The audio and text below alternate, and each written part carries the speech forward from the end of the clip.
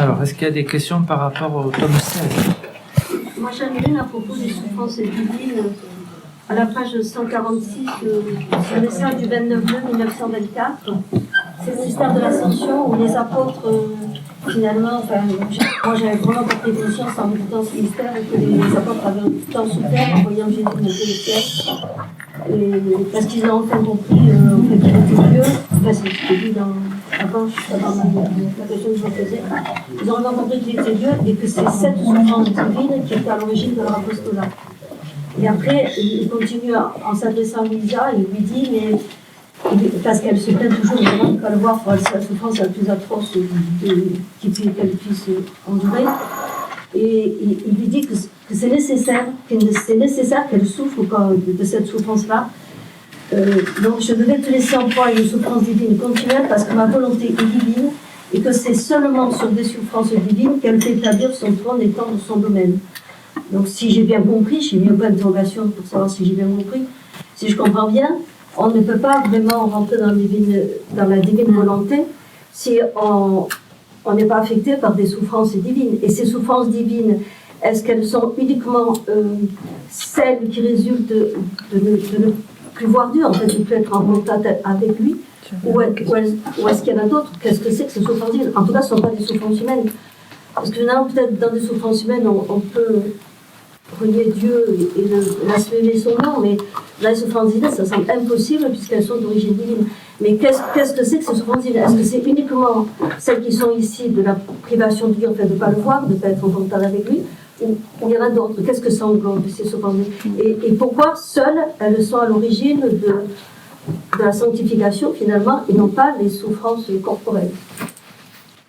La souffrance corporelle vous sanctifie. Elle vous sanctifie dans une sainteté humaine, liée à l'humanité sainte de Jésus.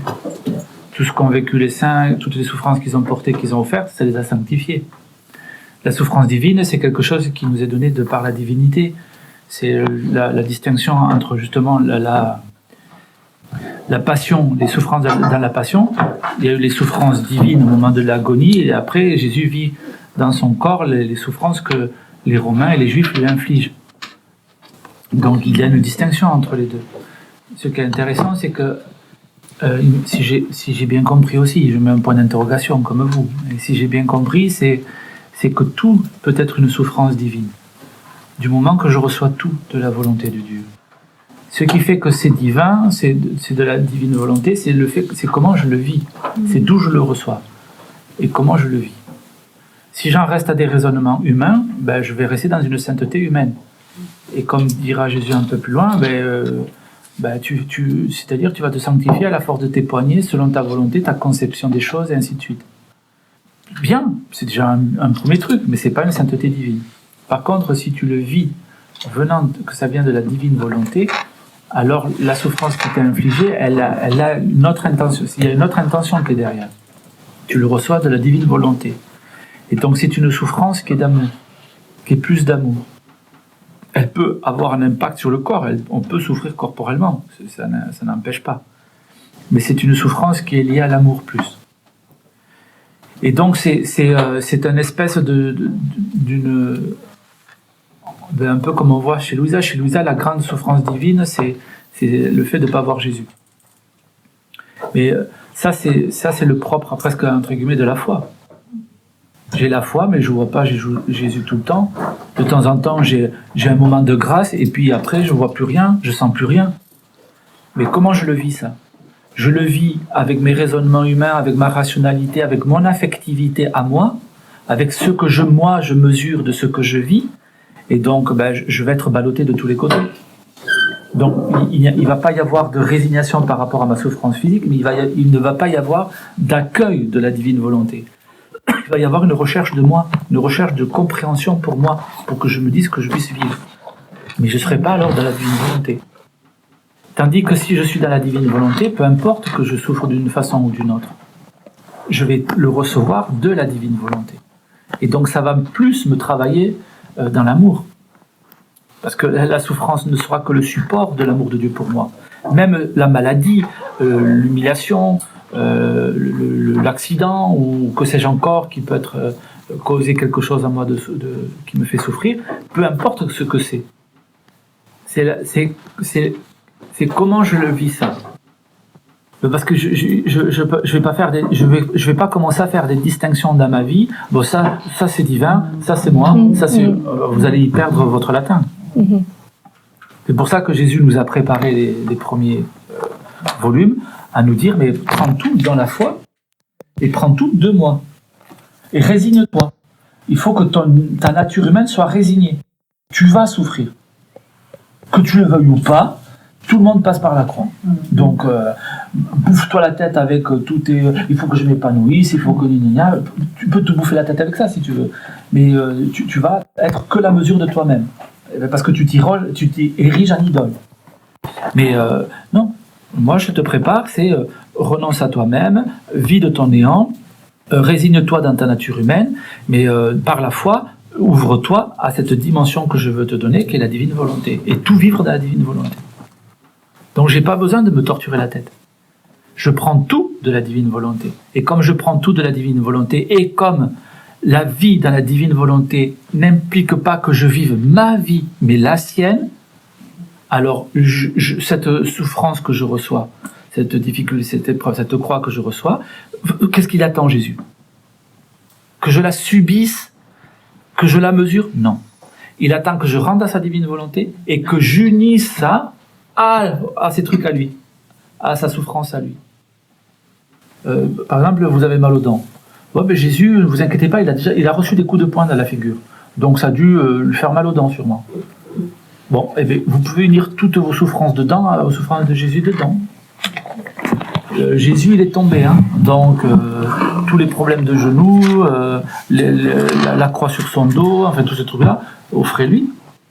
Et là, vous avez une autre lecture de votre vie et une autre lecture de la volonté. Mais mettre des barrières ou dans sa tête faire des distinctions ou tout séparer ou mettre loin le problème, l'épreuve ou la croix, vous n'allez pas vous sanctifier dans la divine volonté, ça c'est clair. Vous n'y arriverez pas. Vous allez rester dans une sainteté humaine et encore, il faudra que Jésus vous donne beaucoup de grâce parce qu'il y en a plein que vous allez laisser partir parce que vous mettez la souffrance comme un problème dans votre esprit. Il veut vivre sa vie en vous. Donc, on ne va pas tous être crucifiés. Donc, c'est pas ça que je dois rechercher. Tant que je ne vois pas que j'ai des clous dans la main, et dans la plaie du côté, je ne suis pas dans la divine volonté. Non, pas du tout. Pas du tout. C'est accessoire d'avoir des stigmates, des clous. C'est très accessoire. Jésus nous l'a dit dans les premiers temps. C'est pas ça qui est important. C'est pour ça qu'il va dire à Louisa, toi, tu es la première stigmatisée dans la divine volonté. Mais c'est pas en raison qu'elle a les stigmates ou qu'elle vit la passion, non. C'est en raison qu'elle a foutu un clou dans sa volonté. Qu'elle a cloué sa volonté à la croix. Qu'elle a renoncé à sa volonté. C'est ça la stigmatisation de la divine volonté, qui aux yeux de Jésus est 10 milliards de fois plus importante que d'avoir les stigmates corporels. Marie n'a pas eu les stigmates corporels. Bon, Marie, elle est au-dessus de tous ceux qui ont les stigmates. Mais la volonté de Marie, elle était crucifiée littéralement. Donc c'est ça que Jésus cherche. Et donc j'ai pas à chercher. C'est pour ça que sinon je vais rentrer dans les pourquoi. Ah ben je suis rentré dans la divine volonté et voilà que maintenant j'ai toujours mal à la tête. C'est quoi ça? Pourquoi tu fais ça, Seigneur? Pourquoi? Tu veux me blesser ou quoi? Ton pourquoi te montrera que tu n'es pas dans la divine volonté. Tu ne t'es pas abandonné, tu n'as pas fait le travail de conversion des 12 premiers tomes. Retour, case départ. C'est pour ça qu'au tome 12, Louisa a appuyé sur les fausses saintetés, vous voyez, où elle veut nous rendre sensibles en fait, à quoi, qu'est-ce que tu recherches réellement? Qu'est-ce que tu recherches réellement dans ta vie? Et là, on doit faire un examen de conscience en vérité sur nous-mêmes. On doit accepter il ne faut pas attendre la mort pour voir notre vie comme elle est. Accepte de la regarder et regarde vraiment qu'est-ce que tu cherches réellement. Ça nous est difficile de nous l'avouer qu'on est pécheurs. Hein. Qu'en fait, on se recherche. On se dit non, parce que de temps en temps, on fait l'aumône, donc on se dit qu'on est bien. Ben oui, mais non, ça suffit pas, ça. C'est pas la sainteté que Jésus attend. Donc ça c'est important. J'ai répondu? Oui. Et justement, est-ce que ça correspond à ce que Marie dit à Jésus? Bon, elle dit c'est la volonté de Dieu, vous êtes rien. Là, quand elle dit ça, c'est bien de la volonté divine qu'elle parle. C'est pas simplement de la volonté du Saint qui a fait. Oui. C'est vraiment la volonté divine. Elle dit. Comme dit Jésus, sans moi vous ne pouvez rien faire. Et la sainteté de la divine volonté, c'est que lui, sans lui, je ne peux pas faire sans lui. Par ma nature humaine, je ne peux rien faire. Je peux faire des trucs. Si, je peux construire une maison, je n'ai pas besoin de la grâce pour construire une maison. Et avec la grâce, je vais peut-être pardonner à mon prochain des trucs. Mais construire une maison, aux yeux de Dieu, c'est rien. Comme dit à Louisa, je vais tout détruire, même des églises. Oh, mais arrête, Seigneur, pourquoi ça? Mais enfin, Louisa, c'est rien, c'est des bâtiments, c'est rien ça. Au déluge, j'ai tout détruit. Les hommes ont bien reconstruit derrière. Pourquoi tu t'inquiètes pour des pierres? Mais nous, ce qu'on fait de nous-mêmes, on en fait des absolus. Oh là là, mon Dieu, tu comprends, c'est moi qui fais, c'est moi qui fais, c'est moi qui fais. Bon ben. J'ai une question au propos de ce que vous nous avez envoyé. Est-ce que c'est un acte de désobéissance de ne pas vous avoir écouté concernant le fait de prier le mois de Marie? Ça mérite le bûcher. Malgré que vous ne soyez pas notre père confesseur.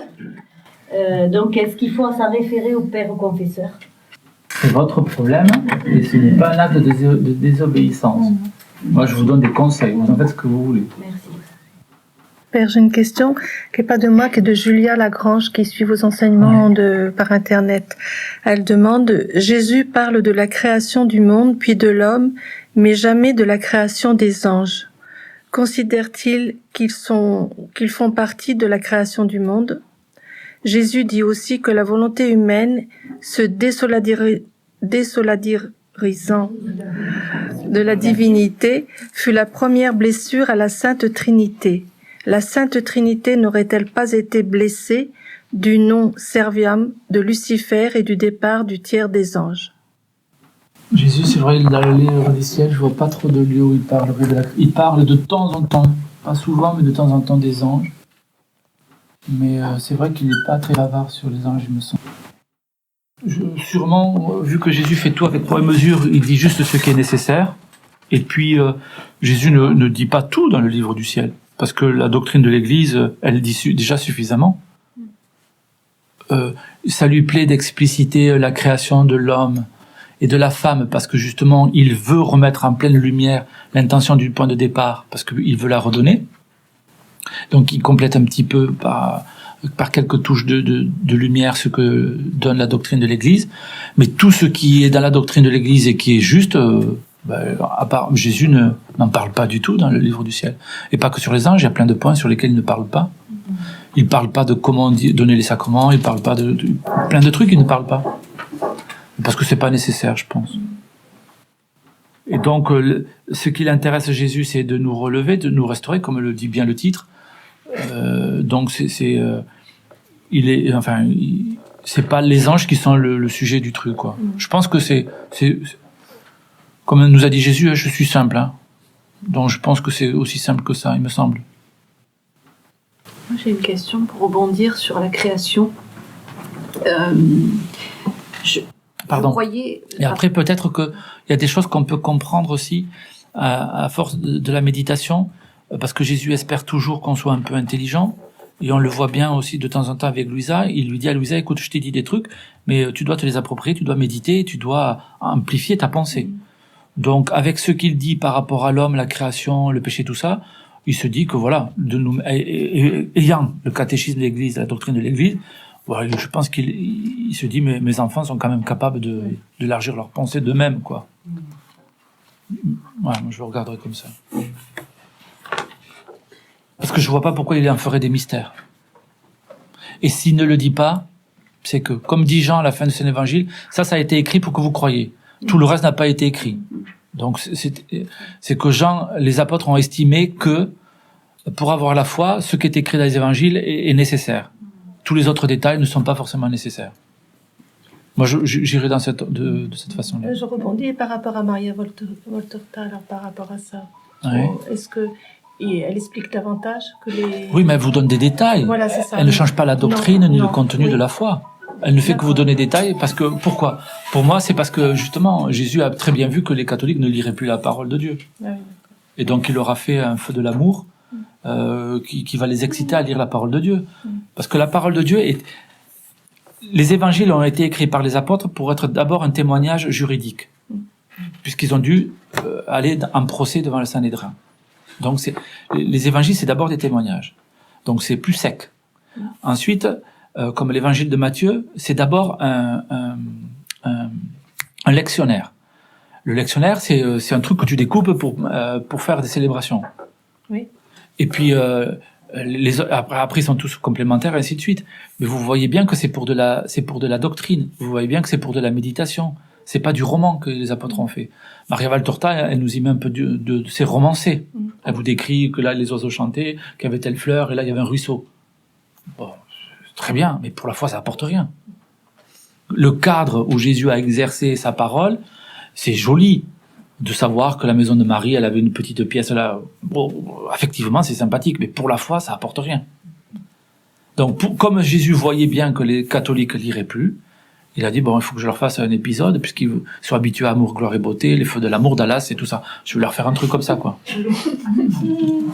N'empêche que les récits de Maria Valtorta, moi, je trouve que ça prépare aux rondes.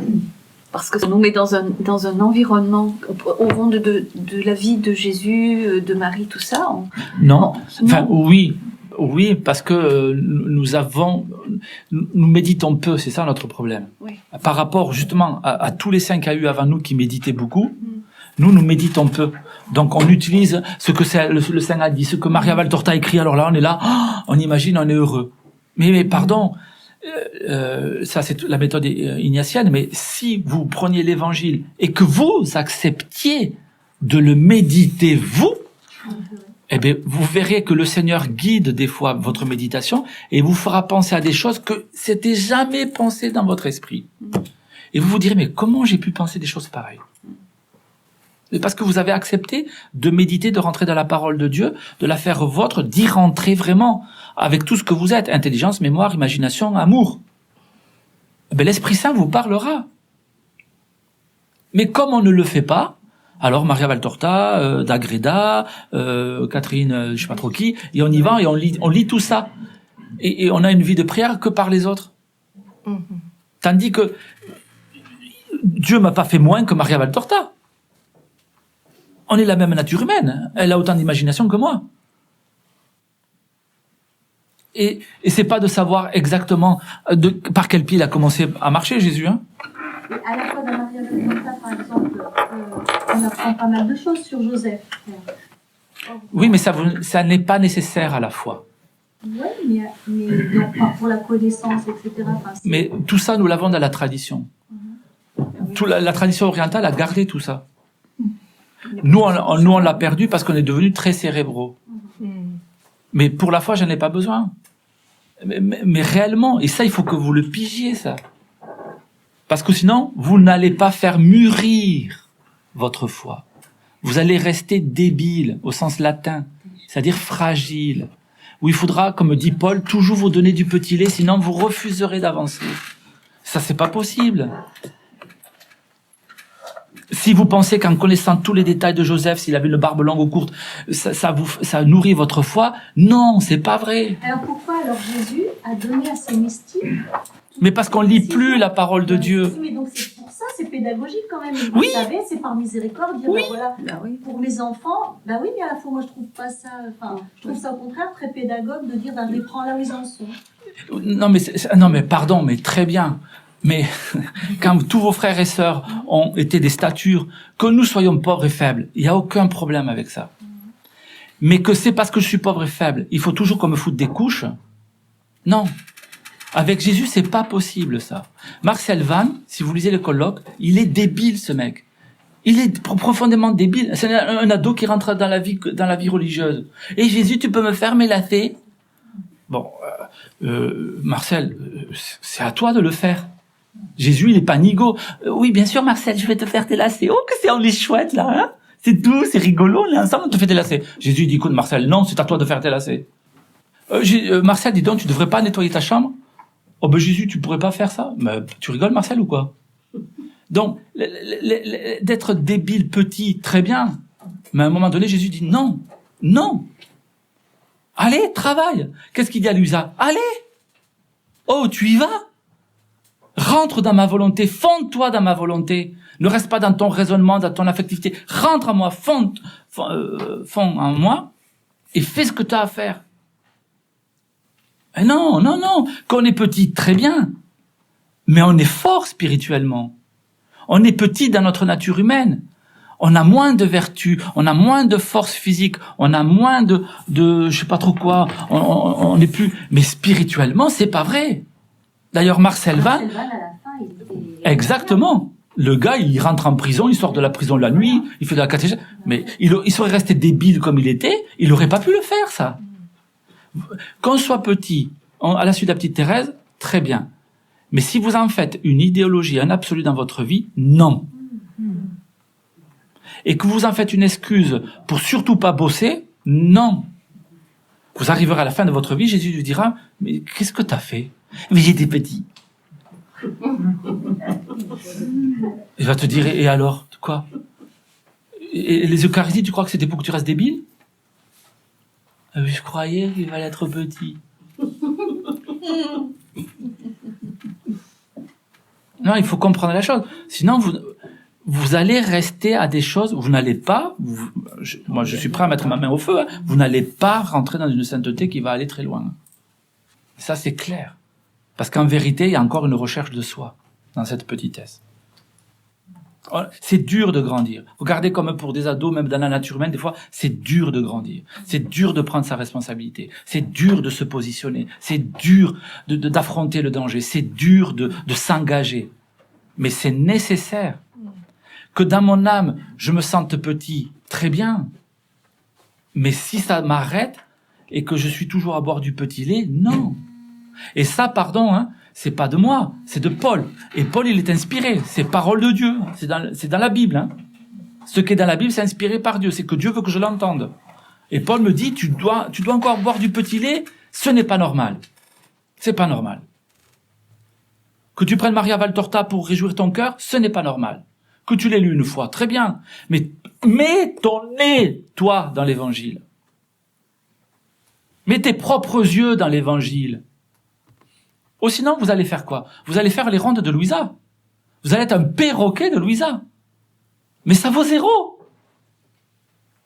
Vous allez perroqueter ce que Louisa dit. Alors vous avez les prières de Louisa, et vous allez tout rabâcher, tout lire. Vous allez faire de la lecture. Non, non, non, non, non. Vous devez rentrer dans la divine volonté et vous devez vous approprier les choses et pas en lisant. Alors là c'est le soleil. Non, non, non, non, non. Sauf pour la passion. Sauf pour la passion. Mais même quand vous lisez la passion, comme quand vous lisez le rosaire, c'est la même analogie, je crois. Dans le rosaire, vous répétez les mots, vous êtes dans le mystère, mais de temps en temps, vous vous envolez. Mais dans la passion, si vous vous envolez, vous n'allez pas dire à Jésus, non, Jésus, je reste là où j'en suis. Non, vous allez être fidèle littéralement à la parole, mais vous pouvez méditer la passion des 24 heures de Jésus avec Luisa Picaretta, et de temps en temps, il ne faut pas s'interdire de la méditer de par vous-même. Parce que Jésus leur a certainement envie de vous dire des choses à vous-même. Et que c'est un bon exercice d'appliquer votre méditation sur les choses. Parce que vous devez vous les approprier. Ça doit rentrer en vous. Et pardon, mais vous pouvez avoir une connaissance personnelle de Joseph sans passer par Maria Valtorta. C'est une personne réelle, Joseph. C'est pas une idée que je lis dans un livre. C'est pas Maria Valtorta, c'est pas un annuaire avec tous les détails pour... Non. Si d'ailleurs c'est pas mis dans l'évangile, c'est que c'est pas nécessaire. Mais si vous avez une relation vraie avec Joseph, vous connaîtrez Joseph. Et quand vous entendrez des choses fautes sur Joseph, vous vous direz, non, là, il y a quelque chose qui n'est pas juste. Qu'il ait les yeux marrons, bleus, noirs, qu'est-ce qu'on s'en fiche? Mais après, on le dépasse. De savoir comment il a vécu avec Marie et Jésus. Il y a des choses, bien sûr, dans l'évangile, mais il y a d'autres choses aussi. Mais il a vécu chastement. Pardon, mais dans l'évangile, ça y est. Oui, on n'a pas. Mais c'est parce qu'on n'a pas élargi notre esprit à rentrer justement dans cette méditation. Luisa Picaretta, c'est pareil. Quand vous la voyez rentrer dans la divine volonté, Elle se dit, oh, on s'y perd, c'est tellement ample. Mais Jésus lui dit, tends la main, tu trouveras ce qui t'est nécessaire. Et si dans la divine volonté, vous y allez avec cette mentalité que vous avez là, mais vous allez faire quoi? Qu'est-ce que vous allez y faire? Vous nous prêtez. Eh non. Eh non. Personnellement, j'ai écouté Maria Valtorta une fois, mais ça m'a confortée. J'avais des problèmes avec l'évangile parce que j'entendais des échos, c'est pas bon, les évangiles ils se contredisent, etc. Et ça m'a permis de vérifier que l'évangile est vrai et qu'il est entièrement vrai. Et ça m'a réconcilié avec l'évangile. Alors, c'est une façon de voir la chose, mais ça montre encore que nous n'avons pas la cohérence des choses. Parce que c'est pas Maria Valtorta qui me dit que l'évangile est vrai. C'est pas vrai, ça. Non, mais ça me ramenait à l'évangile. Non. Ce qui me dit que l'évangile est vrai et qui me donne accès à l'évangile, c'est pas ce que disent les théologiens. C'est pas ce que disent les exégètes. C'est votre foi. Mais je l'avais perdue, frère Abel. On ne la perd pas, la foi, tant qu'on ne pose pas des actes contre Dieu. Et oui. Et donc, quand vous avez la foi, il faut que vous fassiez confiance à cette grâce que Dieu vous a donnée de la foi. Et la foi, elle vous est donnée dans votre intelligence. Elle n'est pas donnée dans votre cœur. La foi n'est pas affective. La volonté et l'espérance sont affectives pour soutenir notre volonté. Mais la foi, c'est une vertu intellectuelle. J'applique mon intelligence. Et le principe de la foi, l'acte de foi, c'est Dieu, tu ne peux pas te tromper et tu ne peux pas me tromper. Donc quand on vous dit depuis 2000 ans que l'évangile c'est la parole de Dieu, ce qui est écrit, c'est Dieu donc qui vous le dit. Vous voyez, c'est de la cohérence. Tout simplement, il n'y a pas à se faire des nœuds dans la tête. Dieu, ce que tu as fait écrire aux apôtres dans l'évangile de Jean, Matthieu et tout ça, tu ne t'es pas trompé et tu ne m'as pas trompé. C'est pas Maria Valtorta qui me dit que c'est vrai. C'est ma foi. Pardon, hein. C'est pas juste, hein. J'ai une question. Oui. Le 26 décembre, Jésus dit à ma fille, les croix et les douleurs sont comme un pressoir pour l'âme, tout comme le pressoir sera écrasé et appelé les raisins de telle façon que le jus pour le vin aille d'un côté et les pelures de l'autre, ainsi les croix et les douleurs de l'autre. Et après, il dit, ainsi les vertus se répandent dans l'âme comme sur un canevas blanc et s'y inscrivent avec des caractères indélébiles. Comment peux-tu donc craindre si à chaque fois que je te manifeste mes vérités au sujet de ma volonté, cela est précédé de croix et de douleurs? Plus les vérités sont élevées, plus intenses sont les douleurs. Je ne comprends pas bien. Ce n'est rien d'autre que la pression. Il est de mon intérêt plus que du tien que ces vérités ne soient pas mêlées avec les pelures des passions humaines. Oui. Je ne comprends pas bien. À quoi il fait référence là? Ça veut dire qu'à chaque fois que Jésus nous révèle ou se manifeste, pour nous révéler des vérités, il dit que les douleurs vont être plus intenses. Enfin, je ne comprends pas. Voilà. Non, peut-être que c'est une parole qui est d'abord pour Louisa, dans le sens qu'il est en train de faire un travail avec elle qui est assez... c'est la première fois qu'il le fait. Et donc, ce qu'il fait en elle, c'est il la presse par la croix pour qu'elle reçoive la divine volonté. Et comme la divine volonté est le plus grand des dons, il faut il faut que ça puisse rentrer en elle, c'est-à-dire que ça prenne toute la place. Donc, si je comprends, c'est que la souffrance et le mystère de la croix qu'elle vit fait ce travail de pressoir pour séparer ce qui va relever de Dieu et ce qui va relever de la nature humaine, des pelures de la nature humaine. À la fois, il le fait aussi avec chacun de nous. Oui, mais dans certains domaines. Oui, mais dans des mesures.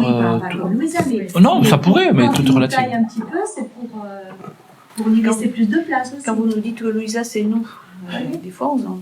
Oui, c'est nous, mais avec des mesures différentes. Oui. Parce que le gros du travail pour que la divine volonté soit reçue a été fait par Louisa. Nous, on va revoir chacun notre chemin. On passe par ces étapes-là, mais avec des dimensions et des mesures tout à fait différentes. Mais il y aura, à la mesure que vous allez le vivre, il va y avoir en vous un travail, de cette connaissance de Dieu qui va vouloir faire le discernement dans votre vie. Parce que Dieu voudra enlever de chez vous justement les pelures de la nature humaine. Oui. Après, est-ce que ça sera dans la souffrance ou pas? Ça va dépendre de notre coopération. Ça va dépendre de mon ouverture. Et comme on a vu dans les premiers tomes, et Jésus va revenir aussi pas mal dans le tome 17, ça va être à la mesure de notre abandon aussi.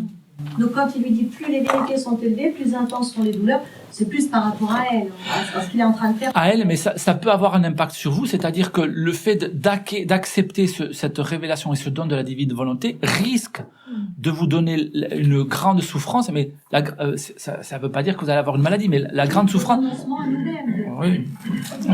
Oui, il a même l'air de dire que ça doit passer par la souffrance. Et que c'est le chemin, quand même. Eh bien, il y a Beaucoup d'endroits, c'est comme ça. mourir à nous-mêmes est difficile. Voilà, Est-ce qu'on doit la rechercher ou lui demander la souffrance? Ça, vous allez laisser l'Esprit Saint le faire en vous. On doit l'aimer tout au moins. On doit apprendre à l'aimer. Ouais.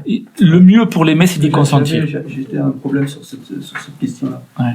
par rapport à la souffrance. Pour arriver à l'aimer, il faut y consentir. Ou sinon, on est dans une lutte.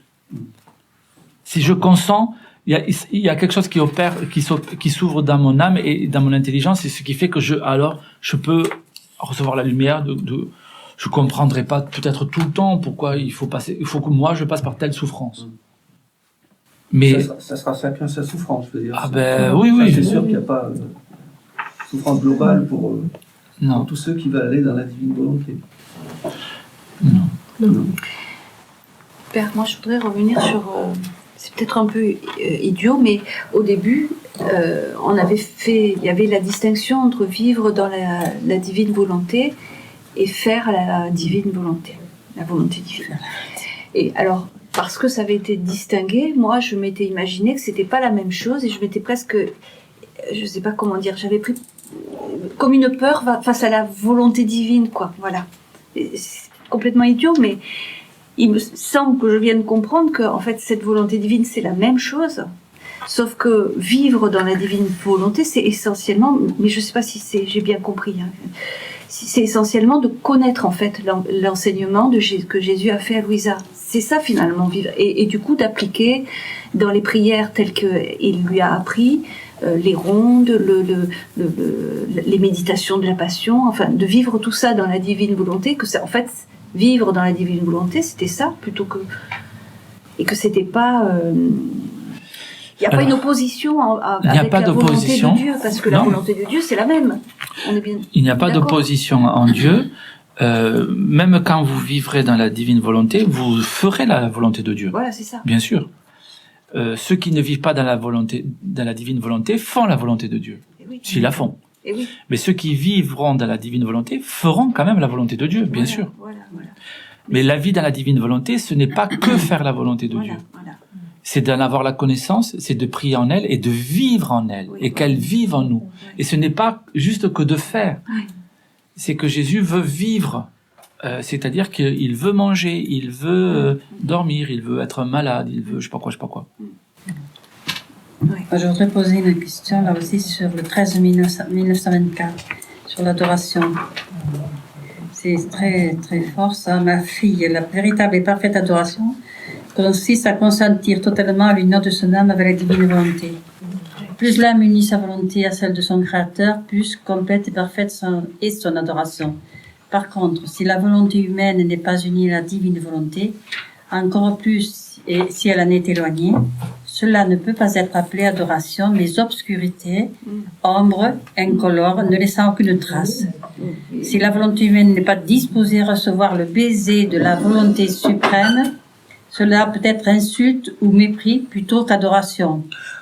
Adorer est en premier lui reconnaître la volonté du Créateur dans le but de s'y conformer. Si cela n'est pas l'âme adore en parole, mais en fait, elle insulte et offense.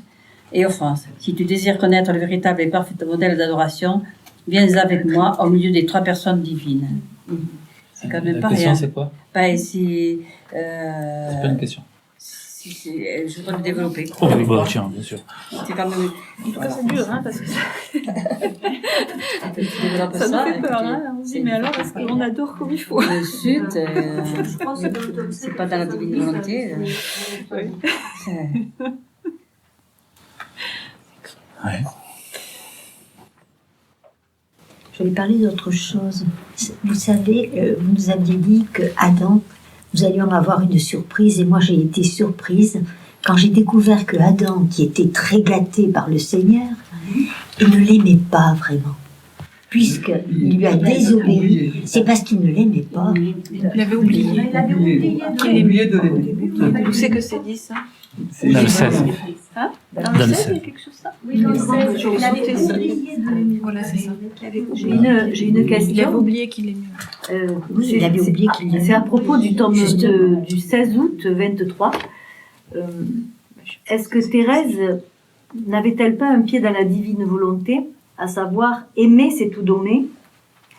Parce qu'à un moment donné, donc, il nous dit dans ce 16 août, mon amour ne veut jamais être au repos, il veut toujours courir, voler vers la créature. Et pourquoi faire? Pour donner. Donc, peut-on et comment faire pour faire entrer la vie des saints dans cette communion d'amour? Ben ça, on l'a vu au tome 12. Ça, c'est le travail que Jésus nous a ouvert au tome 12. Faire entrer la vie des saints et des gens dans la divine volonté. Mais donc ça, on le reprendra à la rentrée quand on aura des trucs sur la prière dans la divine volonté. Alors j'en ai une autre, du 23 avril 24. 23 avril, c'est à la fin. N'est-ce pas l'expérience d'une autre forme de notre néant et le fait... Ah oui, alors donc, il faut que je lise le truc. En fait, c'est par rapport à notre néant. Est-ce qu'il n'y a pas une autre forme de notre néant du fait d'un total abandon? Parce que notre néant, il est enrichissant dans le sens où il va y avoir la puissance d'amour de Dieu qui va venir dedans. Mais il y a également cet autre néant qui est le néant de l'abîme. Donc, L'abîme de quoi? l'abîme, l'enfer. C'est pas un néant, l'enfer, c'est un lieu. Ah ben alors, l'enfer, je vois. L'abîme. De connaître son néant, c'est une autre expérience qui... C'est quoi la question alors? C'était la question par rapport à ce que j'avais marqué. C'était là. C'est une autre expérience. Du fait d'un abandon plus total, toujours plus total. Ouais, c'est quand même fou quand on entend que Adam... Ah, ça m'a surprise. Il avait oublié que Dieu l'aimait, donc j'ai ni compris, moi, qu'à ce moment-là, il ne l'aimait pas beaucoup. C'est quelle page? Il avait préféré obéir à sa femme. Au début du tome 16, c'est vers le début du tome 16. D'accord. Moi, je l'ai loupé, hein, j'ai dû m'endormir. Et voyez-vous, et ça, c'est le côté... et c'est sûr que rentrer dans la vie de la divine volonté, ça implique... en tout cas, du côté de ce on veut vivre intérieurement et tout ça, ça implique vraiment un choix. C'est pour ça que Jésus parle de fermeté dans la décision et tout, parce que ça implique de rentrer dans une mission, dans le travail qu'il a fait faire à Louisa, que si je ne vais pas jusqu'au bout, il va manquer quelque chose. Et si je m'arrête dans le travail, il se peut qu'alors à un moment donné je sorte de la divine volonté.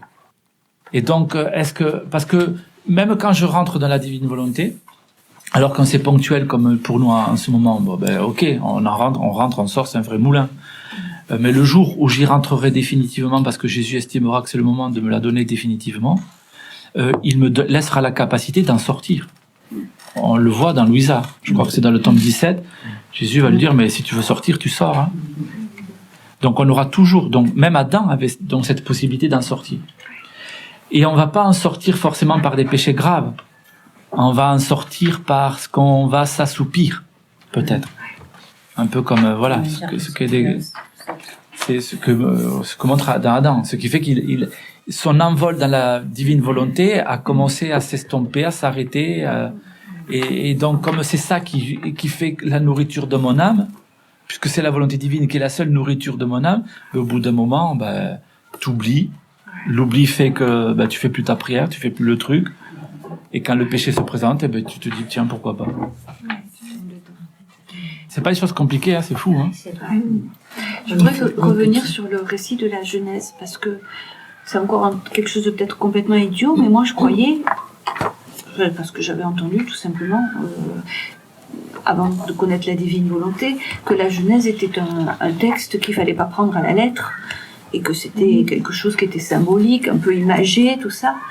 Et en fait, quand on lit les écrits de Louisa, de Jésus, que Jésus a dit à Louisa, c'est pas du tout comme ça qu'on le comprend, parce que c'est vraiment... Et alors, il y revient sans cesse, et puis c'est même très structurant, c'est même très important. J'en reviens à la cohérence que vous devez avoir dans votre esprit.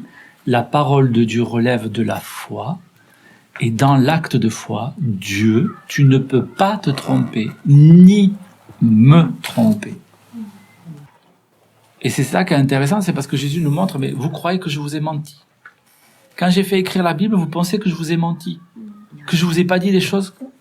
Même si il y a des styles littéraires, on va dire que la Genèse, elle a un style littéraire mythique. Ouais. Mais c'est pas parce que le style est mythique que Dieu nous ment. Et qu'il révèle pas des choses qui signifient une vraie réalité. Et comment ça se fait qu'on est sorti de la pensée juste de la foi? Parce qu'on sort de sa foi, comme on sort de la divine volonté, et on va écouter Pierre, Paul, Jacques et Jean, tous ces gens-là qui nous disent méthode hystérocritique, coupe-moi tout ça, ça n'a pas été fait. Toi, d'où tu juges ça? Qui t'a appris que Dieu m'avait trompé dans la Bible? Qui? Tes études à toi?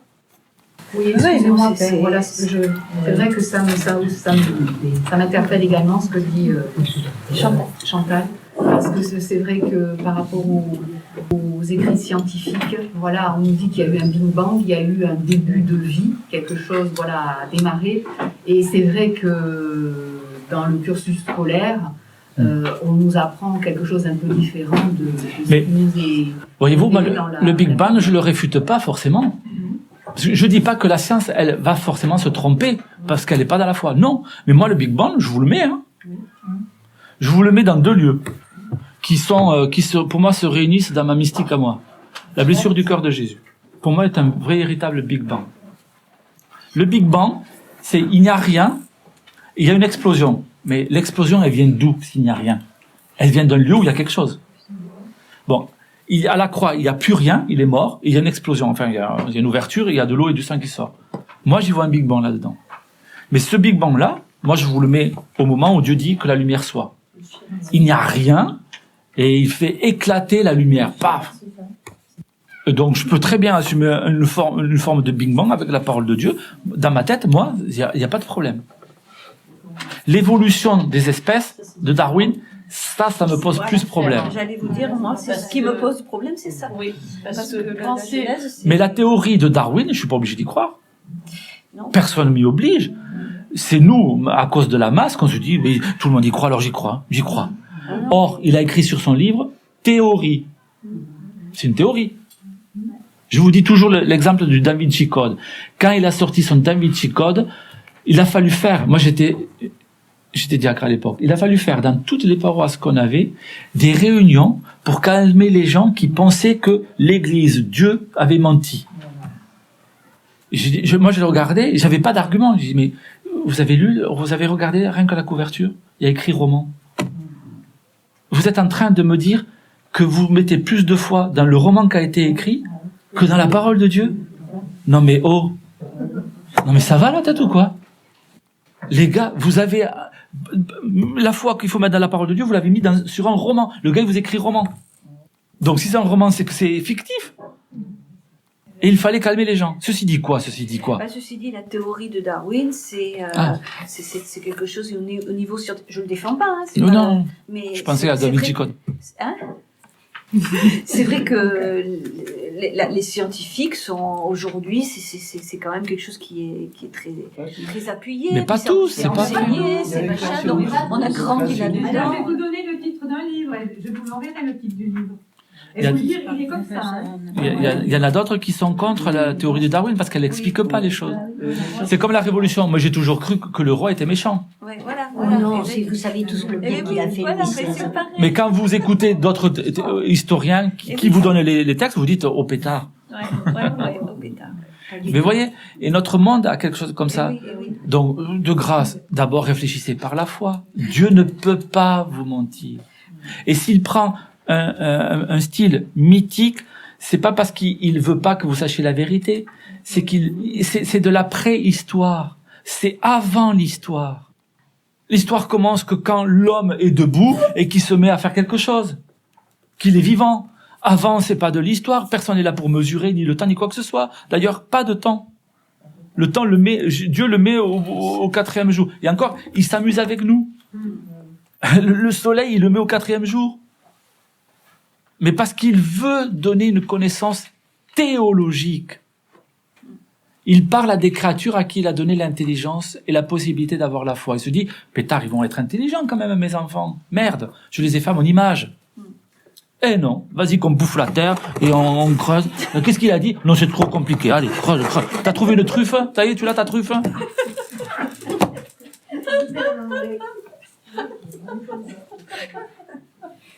Tout ce que Dieu dit, c'est trop compliqué. Mais alors Darwin, on va te le répéter tout le temps. Vous voyez comment on est? C'est quand même... Pourquoi on pense que tout ce que Dieu a fait, c'est compliqué? C'est pas vrai que c'est compliqué. Et en plus, les enfants, ne quittez pas la foi. Et regardez l'écriture dans l'ensemble de la révélation. Car Dieu n'a pas parlé au début, et puis... Il dit, j'ai plein de choses à vous dire. Donc, il faut toute la Bible pour comprendre tout ce que Dieu a dit. Et où est-ce que vous allez comprendre la Genèse? À la croix. Parce qu'il vous le montre. Le côté ouvert d'Adam, l'Église qui sort, les sacrements, l'Immaculée Conception, il vous le montre. Il vous dit, je vous ai pas menti. Sauf que moi, je vous parle en tant que Dieu. Donc, je vous parle en esprit, Nicodème, le discours avec Nicodème. Mais enfin, ce qui est chair est chair. Ce qui est esprit est esprit. Vous voyez si on est débile tout le temps. Mais accepte que Dieu te parle à ton esprit, bon sens. Qu'il parle à ton intelligence de chrétien. Qu'il parle à ta foi. Pas ta rationalité. Il parle pas à ta rationalité, le Seigneur. Il parle à ta foi. Il te parle de quelque chose que lui fait et il dit. Tu vas pas le mesurer avec ton intelligence, ce que Dieu fait et dit. Allez mesurer l'Eucharistie. Allez me prouver que Dieu est dans l'Eucharistie. Allez-y. Comment vous en rendez compte de ça? Mais c'est impossible. Ce n'est que par la foi que je touche le mystère de l'Eucharistie. Et quand je vous dis, je te pardonne de tous les péchés, sur quoi vous vous appuyez? Vous avez vu une flamme, un feu, vous purifiez du péché? Vous n'avez entendu qu'une parole et vous y appliquez votre foi. Donc si vous êtes capable de vivre des sacrements, mais apprenez à lire la Bible alors. Dans la foi, pas ailleurs. Et acceptez que Dieu hisse votre intelligence pour comprendre des choses qui dans la chair vous dépassent, mais dans l'esprit, non. Et je comprends mieux que si je reçois. Si j'applique mon intelligence rationnelle, mais je vais limiter la réception du mystère. Et je passe à côté. Alors Maria Valtorta, je suis bien content de la lire parce que sinon c'est trop compliqué, c'est tellement sec. Mais non, c'est pas sec, c'est toi qui es sec. Mais si tu rentres dans la Bible, comme si tu rentres dans la divine volonté, tu vois, dans la divine volonté, on a accès absolument à tout. C'est un truc de fou. Et dans l'écriture aussi. Et même si j'ai mal médité, j'ai médité sur le seau que Joseph avait quand il a nettoyé la grotte. Bon, ok. Bon, si tu veux, t'es tellement omnibulé par le ménage que t'as médité sur ça. Bon, ok. C'est un gars qui allait faire les exercices chez les jésuites. Et puis il arrive le soir, il était crevé. Il était en sueur et crevé. Alors le jésuite, il lui dit, mais qu'est-ce qui vous arrive? J'en peux plus. Il dit, mais quoi, ça se passe bien? Si. Mais si vous saviez, comme la grotte de Bethléem était sale. Le gars est tellement parti dans son imagination qu'il a nettoyé la grotte à fond. C'est une blague. Non? Ah bon? C'est une blague. Ben non. C'est vrai. Mais quand vous êtes à fond dans l'imagination, vous pouvez y aller, hein. Ouh. Donc, vous voyez, il a même vu la grotte dans tous les détails, hein. C'était peut-être pas la vraie grotte. Mais est-ce que c'est ça qui est important, d'avoir tous les détails? Non, non, non, non, non, non, non. C'est de rentrer par la foi, parce que c'est la foi, hein. C'est pas l'imagination qui me donne accès au mystère, hein. L'imagination est un support pour aider mon esprit. Mais c'est la foi qui me fait rentrer dans le mystère. C'est par la foi que je touche le mystère, que j'y rentre. Parce que si vous en faites qu'un truc affectivo-imaginativo, il vous faudra boire beaucoup de lait. À un moment donné, il faut accepter de toucher le mystère et de rentrer dans le mystère pour vivre le mystère. Et pas vous arrêter au détail, de la robe, du pli, de ce je sais pas quoi. Mais on n'est pas tous pareils. Et certaines personnes peuvent avoir besoin de détails pour comprendre et pour rentrer dans les choses. Hein. Je trouve que vous êtes très dur avec Maria Valtorta parce que dans les propos que vous dites, on dirait que c'est de l'imagination ce qu'elle a écrit. Et pourquoi ça serait pas de la révélation, c'est-à-dire aussi des choses qu'elle a reçues, comme Louisa a reçu de Jésus des enseignements extraordinaires. Je trouve que c'est un petit peu pour une autre d'une autre valeur, mais qui ont quand même de la valeur. Moi personnellement, je connaissais à peine l'Évangile et je l'ai découvert par Maria Valtorta, aussi bizarre que ça paraisse. Ça a été le chemin que le Seigneur m'a présenté, c'est très drôle. Et donc c'est pas une fois que j'ai tourné sur Maria Valtorta, mais 4. Et je trouve que en fait moi ça m'a complètement préparée à recevoir l'évangile canonique et à le comprendre avec une grande une grande capacité de compréhension, et ça m'a aussi, et ça m'est apparu très vite, ça m'a aussi préparée à comprendre la divine volonté. Alors, je ne juge pas Maria Valtorta. Je vous le dis. Mais vous dites ce que vous voulez. Moi, je vous dis ma réponse, si vous le permettez quand même, puisque vous m'attaquez, vous me jugez. C'est vous qui me jugez, mais moi, je ne juge pas Maria Valtorta. Ensuite, il y a des différences entre Maria Valtorta et Catherine Henrique, par exemple. Alors, Dieu a révélé deux choses différentes. Non, il y a une part qui est liée à l'imagination, il y a une part qui est liée à une apparition, à une révélation. Mais c'est pas grave, ça. Moi, je vous parle pas de ça. Je vous parle du travail de votre méditation. Je vous parlerai pas de Maria Valtorta et de ce qu'elle a bien fait ou mal fait. C'est vous, le prenez pour vous parce que vous vous sentez blessé. Mais c'est pas grave. Je dis que, moi par exemple, la connaissance que j'ai des écrits de Maria Valtorta me guide en fait dans mes méditations. Mais je vous dis pas que c'est mauvais et je vous dis pas de pas le faire. Pardon, mais il m'est arrivé dans mes homélies de citer Maria Valtorta. Je vous ai pas dit ça, pardon. Hein. Vous avez pas bien entendu, mais c'est pas grave. C'est personnel, c'est une méditation personnelle. C'est pas ce qu'il veut dire. J'ai pas compris. C'est pas grave. C'est pas la première et ce sera pas la dernière. Allez, on passe au tome 17. Sinon, on va pas y arriver. Hein. Ah. Excusez-moi, je suis arrivée, je me suis trompée. Oui. Moi, j'ai une question sur le 2 mars. Il y a un téléphone là. Peut-être qu'elle a été posée d'ailleurs. Le 2 mars 1924. J'ai dit à un moment à Lisa, les créatures devaient vivre dans ma volonté. Je ne développe pas, mais donc elles n'ont pas vécu dans ma volonté. Mais comme les générations précédentes ont dévié de ce but, elles seront placées derrière, et ma volonté placera en premier les créatures qui seront et demeureront fidèles au but pour lequel elles ont été créées. Et il ajoute, ces âmes, qu'elles soient venues avant ou après, occuperont la première place auprès de la divinité. Alors je me suis posé la question, mais les âmes qui sont venues avant, c'est celles qui sont venues avant le fiat de la sanctification? Écoutez, j'en sais rien. Il y a Adam et Ève qui étaient dans la divine volonté, il y a la Vierge Marie qui était avant. Oui, et je me suis dit, peut-être de la nécessité de ramener ces âmes par nos prières, enfin, voilà, par nos prières, pour qu'elles puissent être dans la divine volonté. Les âmes anciennes, qui étaient avant la divine volonté, qui n'ont pas été oui, ça c'est suivies. Oui, ça on l'a vu au tome 12, c'est dans le travail de la réparation et oui, c'est ça. Oui. Donc voilà, c'est Oui, ça. oui. C'est pour ça qu'il dit qu'elles étaient avant ou après. Avec les saints, en fait. Les âmes, qu'elles soient venues avant ou après.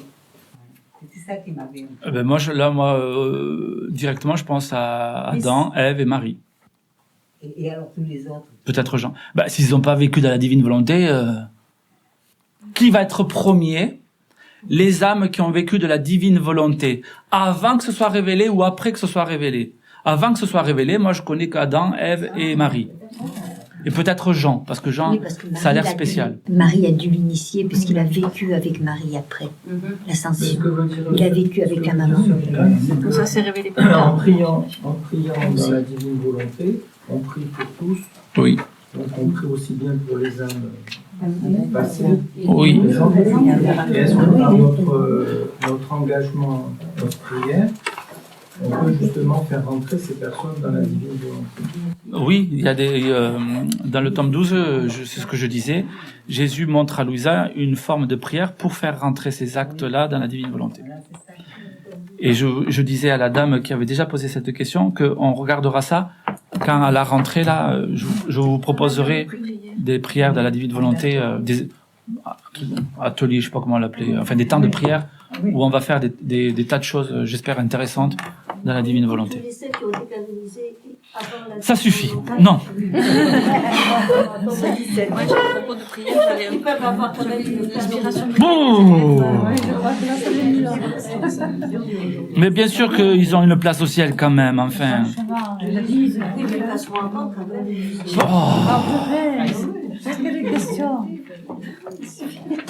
Oui, il faut quand vous réfléchissez sur votre divine volonté, il faut tenir la cohérence de tout ce que vous avez lu jusqu'à maintenant. Parce que là, il y a des questions. Il faut tenir votre cohérence. Alors, le 10 juin 1924, dans le tome 17, c'est vraiment l'apprentissage des rondes. Ce que je vous conseille, c'est que continuez votre répertoire et mettez-vous une petite feuille à côté, là, pour votre tome 17, et écrivez les éléments de la ronde. Parce que il y a plusieurs petites dates où Jésus va expliciter les choses de la ronde. Et si vous avez votre petite fiche technique, entre guillemets, de la structure de la ronde, du contenu, les choses comme ça, ça vous aidera à y rentrer. Comme je vous avais mis par le mail, le pieux pèlerinage, les 24 petites vidéos, elles sont une illustration. Vous voyez, c'est pas une ronde dans la création seulement, c'est une ronde dans toute l'histoire, quoi. Donc, elle vous montre ce n'est pas la forme typique, hein, et qu'il faut faire exactement comme ça, hein, pas du tout, hein. Dans les rondes, on a une très grande liberté. Mais elle vous montre par des petits actes dans la création, la rédemption et la sanctification, voilà, une partie de ce que vous pouvez faire. Et vous pouvez faire beaucoup plus encore, hein. Il n'y a pas de problème avec ça. Mais je trouve que c'est sympa pour vous aider à en avoir une explicitation. Dans le 10 juin 1924, c'est une introduction générale à ce que sont les rondes. Le 14 juin, mais tiens, ouais, je suis heureux parce que, enfin, je trouve que on avance vraiment avec les tomes. Le 14 juin, c'est par rapport à votre pensée justement et à votre attention. Avoir de l'ordre dans votre pensée. Ce que je vous disais, la cohérence, tenir les choses. Il faut que vous mettiez de l'ordre dans votre mémoire, autant que vous le pouvez. Le Seigneur, c'est un Dieu de poids et de mesure. Il aime l'ordre, le Seigneur. Parce que si j'accepte de recevoir la chose et d'en garder la cohérence, parce que si je reçois la connaissance de la divine volonté et que je l'attaque à la dynamite par mon intelligence humaine ou mes opinions ou ce que moi je veux vivre, mais vous faites tout voler en éclats. Et après vous cherchez dans les décombres des réponses. Mais vous les cherchez que dans des raisonnements humains. Non, vous devez accepter de recevoir cette connaissance de la divine volonté avec cette cohérence que Jésus lui vous donne et met en vous. Si vous attaquez ça à la dynamite, du rationalisme et de vous, que vous voulez tout comprendre. Non. Parce que vous allez vous arrêter à des détails qui n'en valent vraiment pas la peine. Si vous gardiez la cohérence, vous auriez la réponse. Le 20 juin. Là, c'est un très beau complément de ce qu'on avait vu dans le tome 12. C'est que la divine volonté va faire de vous une âme universelle et un ami de Dieu dans la réciprocité. Ça, c'est un des fruits, un des effets des rondes. C'est-à-dire qu'il va vous conduire dans la perfection de la charité qui est dans la divine volonté. Si vous vous rappelez les quelques passages du tome 12 où justement il voulait nous conduire au sommet de la charité, qui n'était plus de travailler à nos intérêts. Ça, c'est Jésus qui nous donne un peu ce discernement. C'est comment tu pries, je te dirai où est-ce que tu en es dans l'amour. Si tu pries que pour tes intérêts, t'es pas très haut. Mais si tu pries parce que tu ne penses qu'à réparer pour les autres, à donner pour les autres, alors tu commences à être réellement dans la charité. Le 1er juillet, c'est Jésus qui fait une prière et qui doit vous aider comme modèle. Et dans ce numéro-là, il y a aussi une acceptation à perdre nos droits, à comprendre notre vie. Car ça aussi, je pense que ça sera un certain obstacle à s'abandonner à la divine volonté, à s'y perdre dedans, à ce qu'elle devienne vraiment, entre guillemets, notre chose. C'est de vouloir comprendre pourquoi Jésus me fait passer par là. Vous voyez, de suite, c'est le pourquoi. Pourquoi moi je devrais avoir ça ou l'autre ne passe pas par là ou je sais pas quoi. Pourquoi c'est si dur pour moi? Pourquoi il y a ceci? Non. Il y a un consentement à perdre nos droits. Et que donc ça, il y a, vous le sentez bien, vous le voyez à travers l'USA, que petit à petit, il doit s'imposer en nous, par choix et par amour, seulement la recherche de la divine volonté. Seulement cette vie, ces actes de la divine volonté. Ça va nous demander du temps, puisqu'il faut se désintéresser de nos propres intérêts. Et on va avoir des combats, parce qu'on va se dire, oui, mais il faut que je m'occupe bien quand même de ma maison, de mon compte en banque, de je sais pas quoi. Vous voyez comment on réagit? On réagit humainement, avec des pensées humaines. Et alors on en fait une opposition, on en fait un retard, une espèce d'obstacle, je sais pas trop quoi. Là, il y a quelque chose à convertir là-dedans.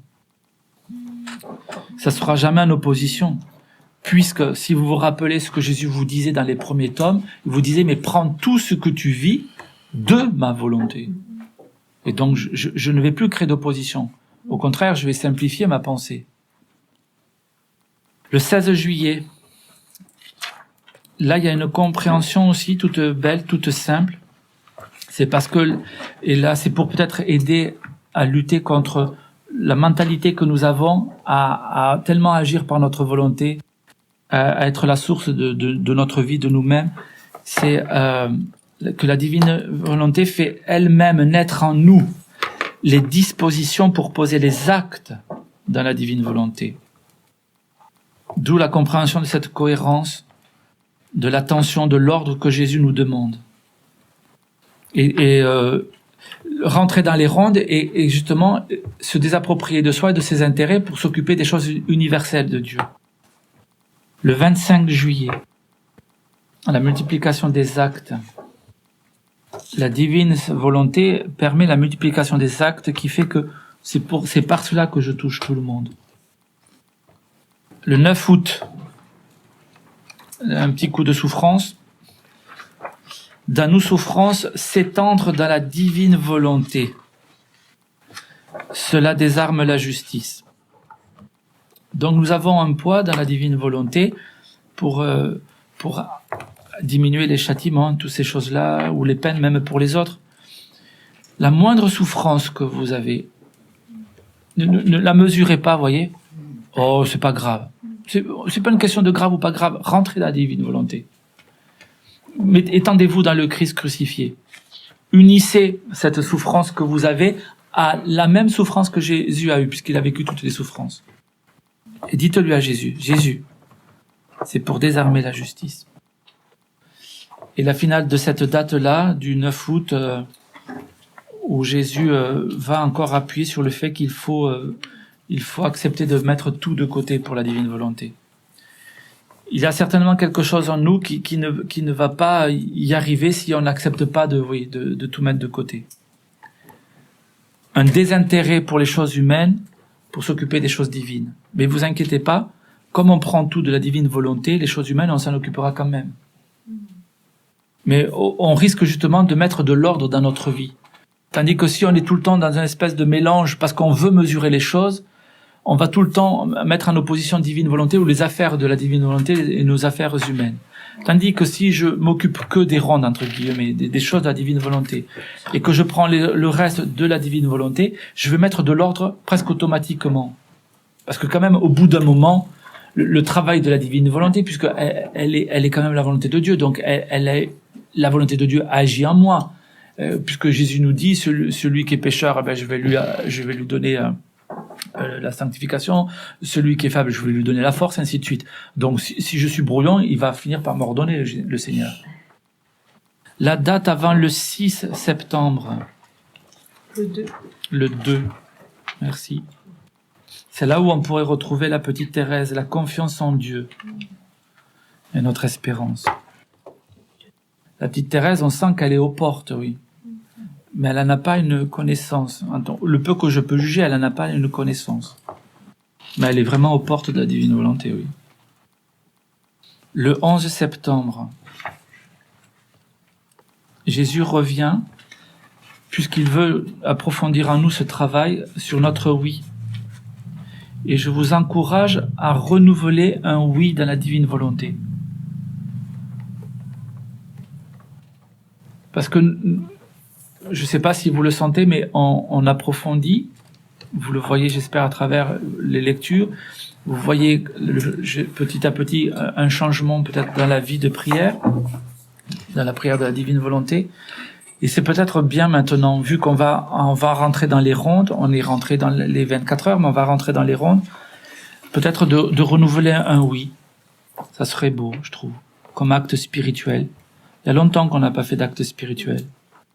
Pour peut-être aussi encore travailler cette fermeté de donner ce oui à Dieu.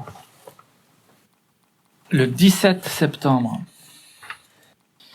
là c'est pareil, Jésus veut nous convertir, c'est la divine volonté, c'est la vertu de la divine volonté qui donne la valeur à nos actes qui sont de la divine volonté. Que nous en ayons conscience ou pas. On agit dans la foi, donc mon acte a une valeur divine. Et je le sens pas forcément. Et donc c'est chouette parce que c'est libérant. J'ai même pas, comme le dit à un moment donné Jésus à Louisa, écoute, il y a des âmes qui dans la divine volonté travaillent peu. Il y en a qui travaillent beaucoup, et il y en a qui travaillent bien. Bon, ben même celui qui a fait peu, même le peu a une valeur divine, quoi. Donc ne t'inquiète pas. On n'a pas à s'inquiéter, c'est ça qui est chouette. Après, à nous d'avoir l'attention de l'amour, c'est-à-dire d'y aller, quoi. D'être généreux, de le faire vraiment, d'amplifier, de je sais pas quoi, mais j'ai pas à m'inquiéter de la valeur, c'est lui qui va la donner. Puisque la valeur sera obligatoirement divine. C'est cool. Le 18 septembre, c'est une date assez importante, entre guillemets, le combat de notre volonté. C'est vraiment la seule chose qui va faire qu'on risque de traîner à être ferme dans la divine volonté. C'est notre volonté. Ça sera pas du côté de Dieu. Le 22 septembre, Jésus insiste sur la perte de nos droits.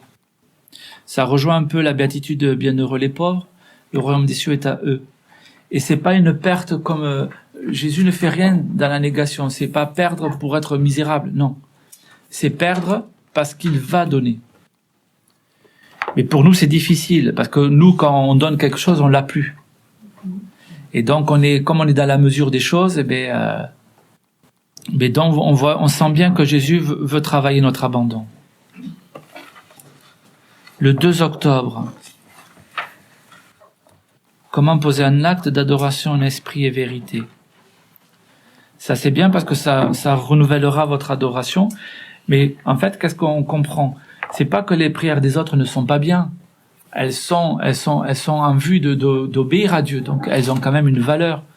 Mais ce qu'on voit, c'est que petit à petit, Jésus convertit notre prière en la faisant rentrer et en la faisant, entre guillemets, dans la forme de la divine volonté. Et donc, il va, par ces actes-là, ce renouvellement de notre vie de prière, il va renouveler notre ferveur. Le 30 octobre, le 30 octobre, le 27 novembre, le 1er décembre, 30 octobre, 27 novembre, 1er décembre. C'est un approfondissement, vous verrez. C'est tout simple, il n'y a rien de compliqué là.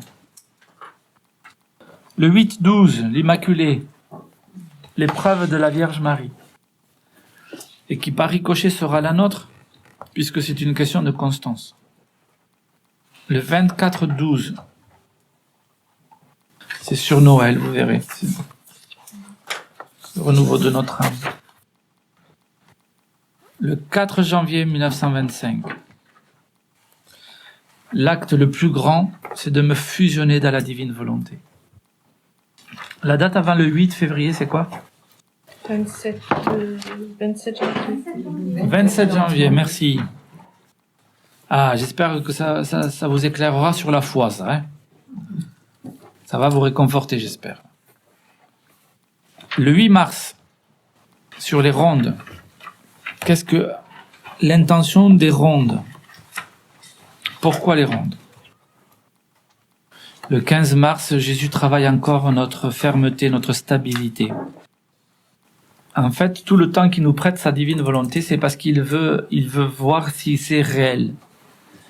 Si vraiment nous voulons de ce don-là. Parce qu'il va pas nous obliger à y rentrer. Et donc, c'est la stabilité. Et donc, c'est quoi? C'est toujours pareil, c'est une espèce de chaîne d'actes. Vous voyez, c'est comme souvent Jésus dit, voilà, il y a des chaînes, et toi, tu es un des maillons de la chaîne qui me relie aux créatures. Eh bien, il y a des choses en nous que si on ne les pose pas, il y a des conséquences qui ne se font pas, il y a des résultats qui ne se font pas. La perte des droits, l'abandon, être ferme à rentrer dans la divine volonté, se séparer de ses intérêts pour rentrer dans... Oui, s'il y a pas un ordre, si les choses ne commencent pas à se stabiliser, à s'ordonner en moi, c'est pour ça que c'est la prière du matin. Vous voyez, après je renouvelle dans des actes actuels. C'est pour ça que Jésus fait poser des actes. Si on était dans une parfaite divine volonté, il y aurait presque même plus besoin de poser des actes. Mais non. Donc, regardez par rapport à ce que vous vivez. Le 10 mai, ce qu'est se fusionner. Voilà, ça, pour ceux qui auraient encore un peu de mal. Et là, Louisa donne plusieurs exemples de ce qu'elle fait. Donc, ça vous donnera des petites pistes aussi pour des rondes. Et le 17 mai, c'est la suite du 10 mai. Et donc, ces deux dates vous permettront de comprendre les distinctions qu'il y a d'actes dans la divine volonté, comme les rondes, comme les réparations, la prière, le rôle de l'Esprit Saint dans l'âme, son gémissement. Voilà, ils sont bien, ils sont intéressants ces deux dates-là. Le 21 mai, la différence entre l'Immaculée Conception et Louisa, et nous. Et la différence, en défaut chez nous, c'est la concupiscence. Entre l'Immaculée, Louisa et nous. Et donc, la concupiscence, c'est un foyer pécamineux qui est dans la volonté. Et ce travail, le fait de rentrer dans la divine volonté, c'est ça qui, à force et au fur et à mesure, d'actes de fusion et de vie dans la divine volonté, qui éteint ma concupiscence. Le 30 mai, alors ça rejoint justement ce qu'on disait juste avant de commencer, la connaissance de la divine volonté doit vraiment rentrer en nous. De temps en temps, on a une petite date qui nous aide à comprendre justement la valeur de notre parcours. Je pense que c'est le 30 mai, là. Le 18 juin, l'accomplissement de la divine volonté, parce que Dieu le veut. Le 20 juin, un des rôles de la souffrance, donner une connaissance. Et Jésus revient aussi dans cette date-là sur l'importance de comprendre la connaissance de la divine volonté. Le 29 juin, la pensée de notre mort. Quelle mort? La nôtre. La nôtre. La nôtre. La mort. La mort. La mort. La tirage chez le bon Dieu. Quand tu vas mort. Jésus. Le 2 août. L'importance des je t'aime là. Dans la ronde, dans les rondes. Normalement, à la fin du 17, vous saurez comment se construit une ronde, pourquoi Jésus demande la ronde, ses effets. Vous en aurez des exemples dans Louisa. C'est l'acte par lequel je m'approprie les choses.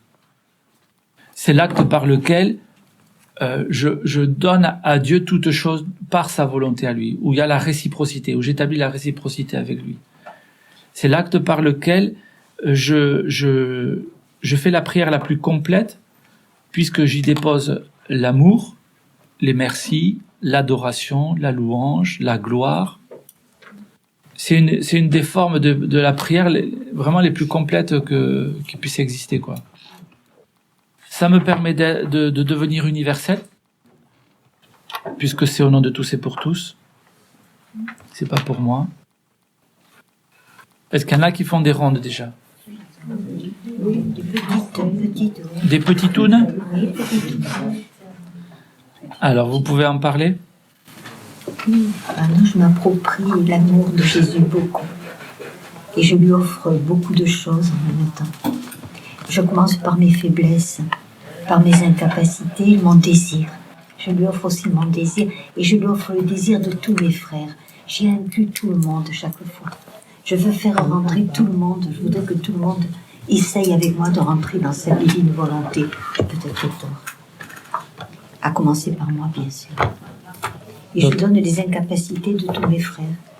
En même temps, à rentrer dans la DV. Je fais des petites rondes comme ça à tout moment. Mais je ne fais pas que ça, enfin. D'autres exemples?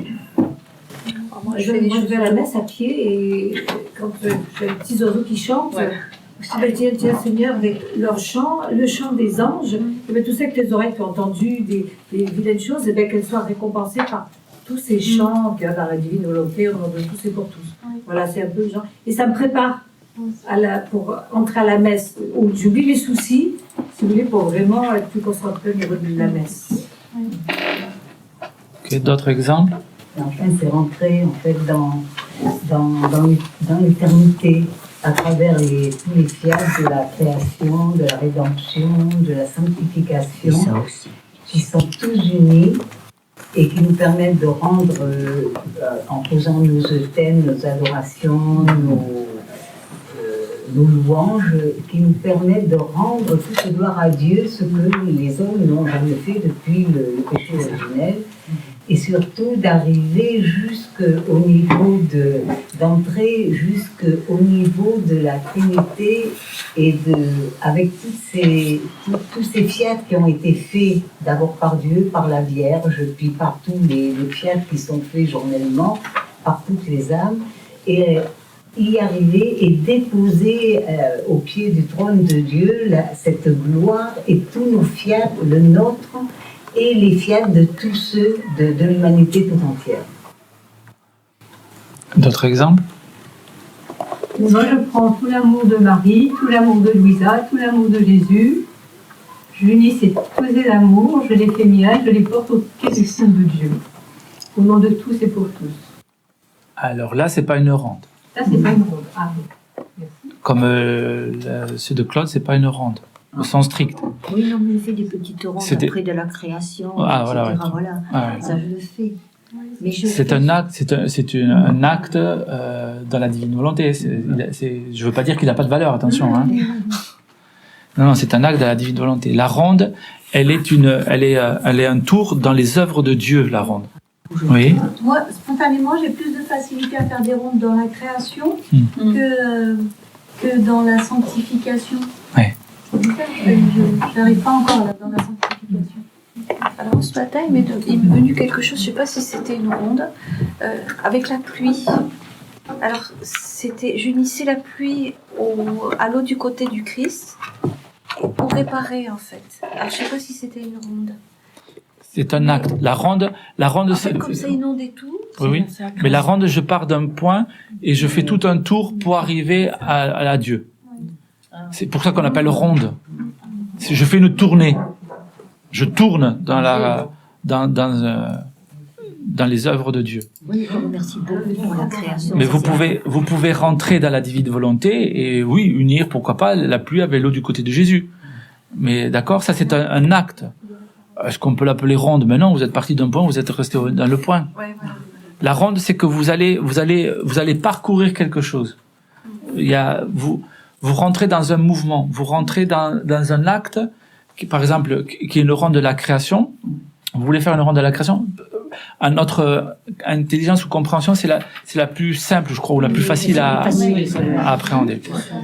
Mais vous rentrez dans la ronde de la création, c'est que vous rentrez dans la divine volonté, et puis vous vous envolez dans l'acte créateur de Dieu, et vous le spécifiez à Dieu. Voilà, Seigneur, je saisis ton fiat de créateur au moment où tu as dit que la lumière soit, et vous la faites vôtre, cette lumière. Et dans cette lumière, où vous recevez, parce que dans cette lumière, elle contient absolument tout, vous recevez déjà tout ce qui est contenu dans la création.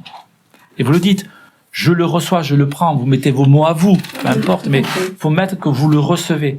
Et que dans tout ce qu'elle contient, vous y mettez, vous imprimez, déposez, là aussi trouver le verbe qui convient à votre mouvement, votre je t'aime, votre gratitude, votre louange, votre adoration et la gloire, votre remerciement, tout ça et la gloire. Et puis vous continuez, puisque la ronde, c'est un mouvement, c'est quelque chose où je pars pour saisir les choses. Donc une fois que vous êtes parti, vous allez voir que vous allez établir une façon de faire les rondes. Vous voyez bien que Louisa, dans les exemples qu'elle donne, vous voyez bien qu'elle a un fil. D'ailleurs, elle nous dit, comme à l'accoutumée, je me fusionne, comme j'ai l'habitude de le faire. C'est pas forcément de tout le temps inventer quelque chose de nouveau, hein. À de moments, peut-être que vous allez améliorer votre ronde, si j'ose dire, parce que il y a peut-être des choses qui vont se faire plus attirantes ou plus qui vont vous appeler, que vous allez saisir, parce que petit à petit, ça s'élargit peut-être en nous. Pourquoi pas? Il faut pas s'inquiéter. Mais la ronde, c'est un parcours, d'accord? Et je parcours tout le fiat de la création. Moi, pour m'aider, je prends les jours de la Genèse, par exemple. Parce que voilà. Et quand j'arrive, par exemple, au 4e jour, je prends quand je suis après le fiat de la lumière, moi je prends tout l'espace, tout ce néant, tout cet abîme où il y a cette petite terre là recouverte d'eau, et j'en fais le parallèle avec le néant de l'âme. Mais je prends et là je me biloque dans tout l'espace qui est vide. Je lui dis que je me biloque à l'infini pour que il n'y ait pas une moindre parcelle de l'espace qui n'est pas occupée par moi, pour y proclamer mon je t'aime, ma louange, ma gratitude, mon adoration, ainsi de suite.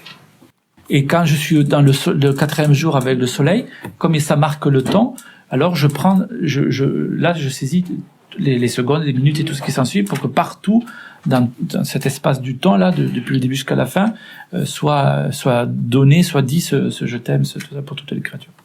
Mais la ronde est un parcours. Je dois parcourir quelque chose.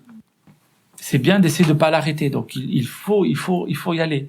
Et il y a quelque chose qui va s'amplifier dans notre mouvement, dans notre capacité à recevoir. Et c'est bien sûr, je vais pas dire alors je vais dans Neptune, sur la Saturne, Mars, Jupiter, il m'en manque une. Non. Non, hein, pas ça, d'accord, hein. Non. OK. Vous avez le droit de prendre en gros, hein. Donc, vous prenez toutes les étoiles et les planètes, et dans chacune, vous déposez votre... Vous n'allez pas commencer à... Faut pas faire du scrupule. Faut pas faire du scrupule et faire que du détail, quoi. Parce que sinon, vous n'allez pas du tout vous en sortir. Hein. S'il faut que vous preniez toutes les espèces de plantes, d'insectes, d'animaux, tout ça, vous n'allez pas y arriver. On prend des paquets. Comme dans la neuvaine. On prend toutes les âmes du purgatoire. On prend des paquets. Mais comme on est dans un acte de la divine volonté, puisque je le veux, mon intention se forme et se dit, je vais le multiplier pour tout. Je le multiplie dans toutes les réalités, mais je vais le multiplier pour toutes les âmes. Parce qu'une fois que j'ai tout pris, la ronde, c'est je parcours le fiat de la création, donc tout ce qui vient du fiat de la création, les plantes, l'eau, la terre, les poissons, les oiseaux, les bêtes sauvages, l'homme, tout ce qui vient de la création. D'accord? Et je me l'approprie, c'est à moi, je vais dedans, je me l'approprie, j'y dépose les actes, et quand j'ai tout mis en moi, je vais à la Trinité, même si je suis dans la divine volonté, mais elle est vaste la divine volonté, je vais au pied de son trône, et je dépose ça. Tout ce que j'ai mis en moi, je le dépose là, et je multiplie cet acte-là dans la divine volonté, en me substituant à tous les hommes de tous les temps. Et je multiplie cet acte pour tous les hommes de tous les temps. Et je ressaisis ça et je le donne pleinement à la divine volonté, à la Trinité. Et là, j'ai accompli la ronde. Vous voyez, c'est un parcours, hein. Vous pouvez poser des actes. Ce que vous avez décrit, plus un aspect d'acte. Je suis en train de conduire, je suis pas forcément en situation de faire une ronde. Alors je ne quitte pas comme ça, bien sûr, en posant des actes à tout moment. Non. Sinon... D'accord. La ronde de la rédemption, vous allez partir de la nativité, enfin vous allez partir de la conception de Jésus dans le sein de Marie. Vous allez partir de là, puisque ça, c'est le principe. C'est l'acte de la rédemption. C'est l'acte qui fait le parcours, si j'ose dire, de la rédemption. Vous pouvez partir du fiat de Marie. C'est le moment de la conception, de toute façon. Et là, vous parcourez les étapes de la vie de Jésus. Les 9 mois dans le sein de maman, sa nativité, sa circoncision, les premières gouttes de sang. Mais vous avez appris, Jésus va en reparler dans le tome 17 de toutes les morts qu'il a subies. On l'a vu dans le tome 12. Et donc ça, vous pouvez toutes les prendre aussi. Toutes les fois où il a fallu qu'il meure physiquement, divinement, pour toutes les âmes qui allaient être créées. Ben ça, vous prenez tout ça d'un coup, quoi. Vous n'allez pas le faire 200 milliards de fois, quoi. Et puis la nativité, donc la fuite en Égypte, le retour d'Égypte, et toutes ces choses-là, et vous avancez comme ça pour tout prendre et vous unir à tous ces actes-là pour dire merci, je t'aime et ainsi de suite. Et pareil, à la fin, quand vous êtes arrivé au sépulcre, ben vous partez à la Trinité, vous allez tout déposer, multiplier pour les âmes. Et pareil pour la sanctification. Vous partez où est le point, c'est la Pentecôte, et donc vous partez de là, et là vous prenez tous les sacrements, avec tous les fruits des sacrements, baptême, Eucharistie, mariage, ordre et tout ce qui s'ensuit. Vous prenez les charismes que l'Esprit Saint donne, vous prenez les dons, les vertus que l'Esprit Saint donne, vous prenez le fiat bien entendu, vous prenez les saintetés, vous prenez les saints, vous prenez toutes ces choses-là, et une fois que vous avez tout pris, vous allez au pied de la Trinité et vous lui donnez ça. En multipliant toujours pour tout le monde. Vous pouvez faire... Oui, vous prenez tous les sacrements. Vous pouvez dire le baptême, vous pouvez les détailler si vous voulez, ça peut être sympa. Vous pouvez faire des rondes, comme le montre le pieux pèlerinage, où vous compactez un peu et vous prenez des trucs de la création, des trucs de la rédemption et des trucs de la sanctification. Moi, ça, je le fais assez souvent, ça. Je prends beaucoup de la création, je prends une partie de la rédemption et je fais une parce que ça c'est souvent faute de temps, je prends l'essentiel de tout ce qui est, mais j'aime beaucoup aussi prendre le repos, puisque c'est lié au repos aussi, tous les shabbats. Le shabbat du Dieu créateur, de Jésus à la croix, enfin au sépulcre, les shabbats du dimanche de tous les hommes, le shabbat éternel, tout ça, vous prenez tout ça, moi je le mets dans la ronde de la sanctification. Et là vous faites une espèce de petit panoplie, quoi, de... Un mix. Oui. Ouais. Et après, vous pouvez faire des rondes plus précises. Vous pouvez faire des rondes dans l'Ancien Testament. Et vous prenez les prophètes, vous prenez les juges, vous prenez l'Exode, par exemple, la sortie d'Égypte et tout ça. Et comme c'est dans la foi, le mystère, vous êtes dans le mystère. C'est pas une question de sentir, hein, c'est une question de foi. Dans les paroles qui sortaient de la bouche de Moïse, ben voilà, vous imprimez vos je t'aime, ainsi de suite. Quand il écrit les tables de la loi, le doigt de Dieu qui écrit les tables de la loi, allez-y là-dedans, et hop. Et pour que ça s'imprime dans tous les cœurs des hommes, ainsi de suite. Et voilà, vous pouvez faire des tas de rondes, quoi. Ça peut être une ronde aussi pour les actes faits par les saints, je sais pas. Oui. Oui. On aura un cours que sur les rondes un jour ou... On va pas avoir un cours, on va en faire. Mais à la rentrée, parce que j'aimerais, on va expérimenter. On va expérimenter des choses dans la prière de la divine volonté. Et j'espère que ce sera sympa et intéressant. Mais on fera des rondes, oui, on fera des rondes. Ouais. Et alors, ce qu'il faut pas oublier aussi de temps en temps, parce que les rondes, il y a quelque chose de, il y a quelque chose qui est simple. Hein, c'est quand on rentre dans le mouvement, c'est bon, il faut se laisser aller, partir dans la ronde. Et il y a quelque chose c'est une prière qui est simple. C'est pas compliqué la ronde. C'est plus simple que le chapelet même. C'est pas compliqué la ronde. Mais n'oublions pas ok, il y a la méditation des 24 heures, mais n'oubliez pas des versions de la prière dans la divine volonté, c'est des réparations. On l'a vu au temps 12. Alors aussi pareil, à la rentrée, quand on fera des prières, on fera aussi beaucoup de prières de réparation. On va aller se promener dans plein de lieux, vous allez voir. On va faire des trucs. Si le monde n'est pas sauvé après ça, ou si on n'est pas établi dans la divine volonté après ça, c'est que vraiment. Mais on va y aller, quoi. On va essayer. C'est en train de mûrir dans ma tête là, et donc voilà. Donc je suis en train de faire un petit travail pour les prières, pour que avec certaines dates que vous dites mais qu'est-ce qu'il nous raconte le Père Abel, qu'est-ce qu'il nous fait faire, je sais pas quoi. Non, je vous mets les dates à côté qui vous justifieront qu'on peut le faire quand on y va, quoi. Mais normalement vous les avez les dates, il n'y a pas de souci. Donc n'oubliez pas des actes de réparation. Les actes de réparation c'est pas forcément des rondes par contre.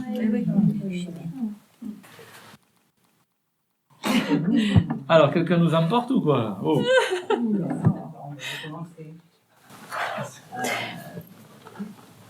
Seigneur, je rentre dans ta divine volonté. Et je viens déposer tout cet enseignement que nous venons d'entendre, que tout ce qui a pu pénétrer dans notre intelligence, tout ce qui a pu pénétrer dans notre cœur, je te donne tous les mots qui nous ont touchés. Je te donne toutes les phrases qui nous ont parfois interrogés. Et j'y joins tous les questionnements que toutes les âmes peuvent se poser quand elles commencent à entrer dans ta divine volonté. Je te donne tout cela, Seigneur, pour que tu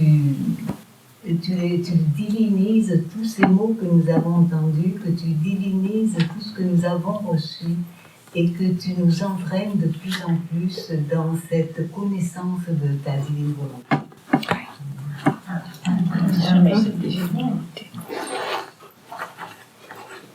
Encore un acte.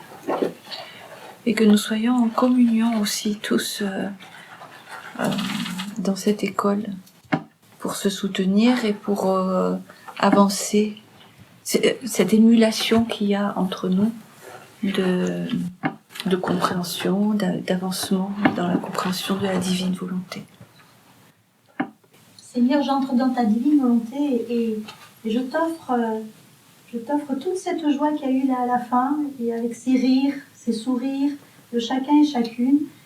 Eh bien, je te les offre au nom de tous, et afin que cela vienne réparer toutes tes blessures, tout ce qui t'offense, Seigneur, et qui te rend triste venant de tes créatures, pour que tu reçoives cette joie, la même joie qui vient de toi, et que tu te remplisses aussi de notre joie, Seigneur. Et permets que beaucoup connaissent ta divine volonté et connaissent la joie de cette connaissance. Seigneur, nous fusionnons dans ta divine volonté et que ce que nous avons entendu s'écrive en lettres de feu dans notre cœur et nous saisisse très très profondément pour que nous ayons une ferme intention de progresser, de vivre de cette vie.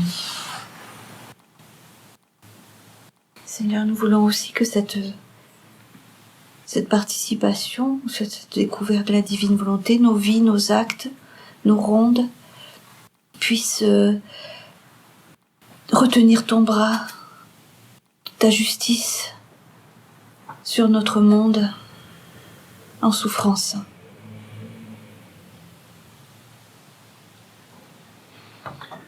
Seigneur, nous rentrons dans ta divine volonté. Nous rencontrons ton humanité sainte glorifiée dans ta résurrection. Et nous donnons des baisers à tes pieds glorieux pour fortifier tous les missionnaires. Nous donnons des baisers à tes mains très saintes pour fortifier tous ceux qui peinent dans leur vie. Nous donnons des baisers à ton côté pour que tout homme reçoive l'eau de la vie et soit désaltéré. Nous donnons des baisers à ton cœur pour réparer pour tous les actes mauvais, tous les manques d'amour. Nous donnons des baisers à tes oreilles pour te donner la mélodie de notre amour. Nous donnons des baisers à tes yeux pour que toutes les créatures puissent voir par la foi. Nous donnons des baisers à ton front, à tes pensées, pour que tu inspires tous les hommes dans la foi. Nous donnons des baisers sur ta bouche pour recevoir le souffle de ta résurrection. Nous te couvrons de baisers, Seigneur, avant que tu partes au ciel, pour que tu fasses de notre cœur un cénacle, pour intercéder pour toutes les créatures, pour que l'Esprit Saint, ton fiat, éclate partout, que le don de ta divine volonté soit partout, Seigneur. Et nous te donnons notre âme pour qu'elle soit ce cénacle où Marie viendra prier, intercéder avec toute l'Église. Amen. Amen. Hasta luego.